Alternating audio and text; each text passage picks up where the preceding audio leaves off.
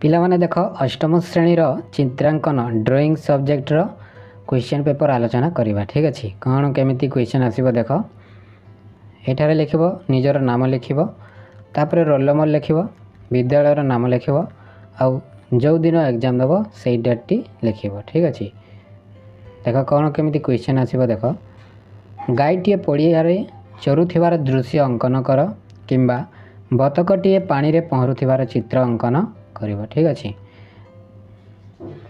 यहाँ रहा पिला 25 मार्क।